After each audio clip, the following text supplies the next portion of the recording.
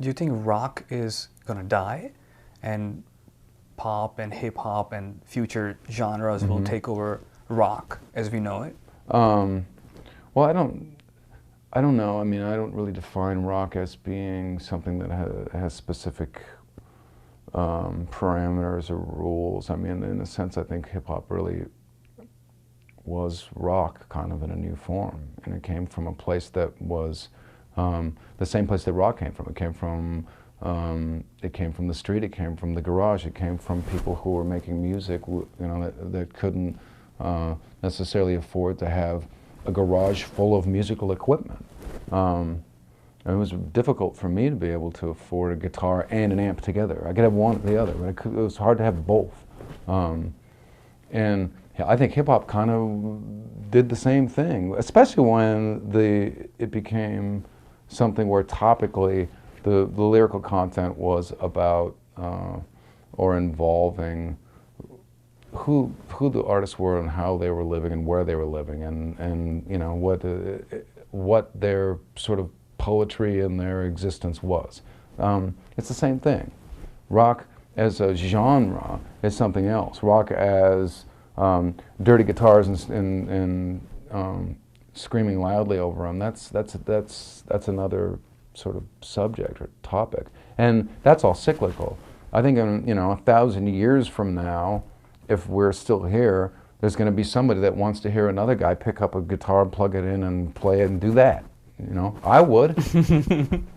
I always love hearing raw power by the Stooges. I'm never going to stop, and it doesn't matter like what other things I listen to. I don't see how that ever really will go away. And there's always going to be some kid. There's a kid being born right now, probably somewhere, who's going to hear that music, hear rock music for the first time, and something about that kid, he's going to try to do exactly that, but it's going to metamorphosize into something a little different. And that'll always happen. The human element will always create something new. And Jimi Hendrix is a great example of that. When he played Wild Thing or Sgt. Pepper's or whatever it was, it didn't. Who knows why he sounded the way he did? But there's no comparing him to anyone else. He just was a guy who picked up a guitar and started and said, "Oh, guitar!" And he was in blues bands, and I don't think that he was the kind of guy that sat around trying to think his way through doing something special or different, like Pete Townsend might. He just picked it up and he just was him. Yeah. And think of it, we can't even really do it because we've heard generations of music since then.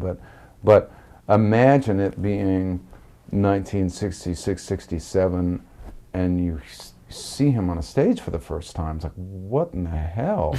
Where did this guy come from? How is it possible? There's someone out there in the future that hasn't been born yet, or that is two now, that is the same thing, that will add that, whatever that is, that makes us all unique to music, and we'll take what we think of as guitar rock music and keep it going. There will be no death of it, really, I don't think.